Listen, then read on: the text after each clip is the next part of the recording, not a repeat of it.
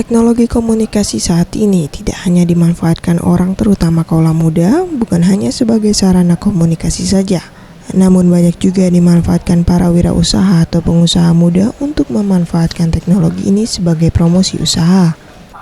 Seperti yang diutarakan Ahmad Zaki, CEO Bukalapak.com, yang ditemui Rabu 20 April 2016 mengatakan, bagi kaula muda yang ingin menggeluti dunia wirausaha, jangan takut untuk memulai serta menyerah, serta harus selalu memiliki ide untuk dalam berinovasi.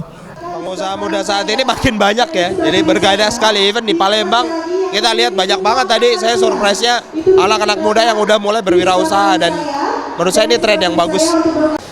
Mungkin jangan pernah menyerah ya, kadang kalau kita nyerah itu sebenarnya sejengkal lagi, bentar lagi akan ada jalan.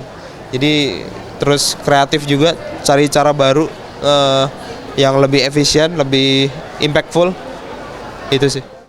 Hal senada juga disampaikan Dewa Eka Prayoga, CEO Billionaire Corp. Salah satu cara yang cukup efektif dalam memasarkan suatu produk maupun jasa yaitu melalui media online. Selain jangkauannya lebih luas, melalui sistem ini para pelaku usaha dapat menjalankan usahanya di mana saja.